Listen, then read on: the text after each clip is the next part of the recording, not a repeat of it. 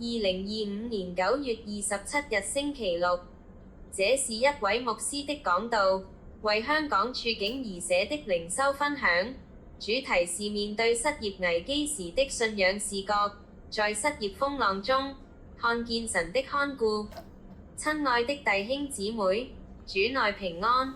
近日，香港的失業率升至3.7%，這不單是一個冰冷的數字，背後是許多街坊鄰舍弟兄姊妹的憂慮與掙扎。當打開招聘網站石沉大海，聽到公司裁員的消息，或是收到那封感謝你的貢獻的解僱信時，我們不禁會問：我的價值是否僅係於一份工作？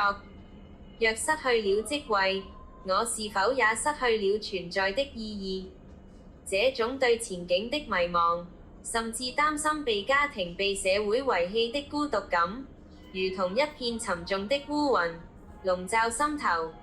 作為基督徒，我們如何在這場風浪中靠主站穩？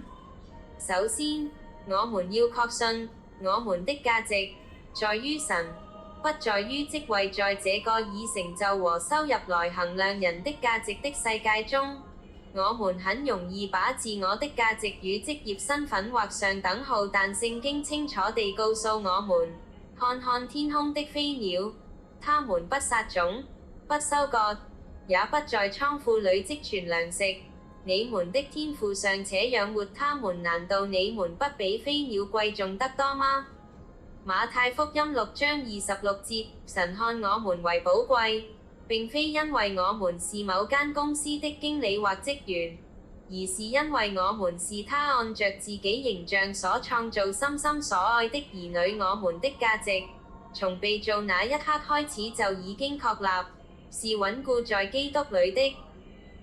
其次，我們要學習在困境中將憂慮化為交託的祈禱。面對經濟壓力，憂慮是人之常情，但神邀請我們不必獨自扛起所有的重擔。聖經鼓勵我們應當毫無憂慮，只要凡事藉着禱告、祈求和感謝，將你們所需要的告訴神。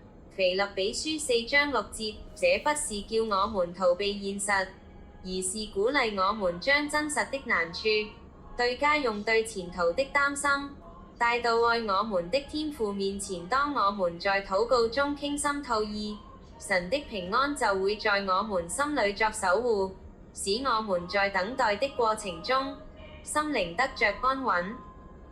最後，我們要成為彼此扶持的社群，實踐愛的行動。神的愛往往透過教會群體彰顯出來。也許我們中間有人正經歷失業之苦，有人則相對安穩。此時，正正是我們實踐與喜樂的人同樂，與哀哭的人同哭。羅馬書12章15節的時刻，一個問候的電話，一頓簡單的茶敘，一份適切的職位資訊，甚至只是耐心的聆聽，都能讓感到被遺棄的肢體具體地經歷神並沒有離棄我的溫暖。我們是互為肢體的，總要彼此擔當。弟兄姊妹，失業是一個艱難的處境，但它不能定義你的價值。那位看顧飛鳥、使百合花盛開的神，深知你們的需要。願我們在這段時間更多找住神的應許，重新發現那超越環境的價值與平安，並在團契中彼此堅固，一起懷着盼望走過低谷。願主賜福大家，堅固你們的心。阿們。全文配樂，聖詩。親愛主，牽我手。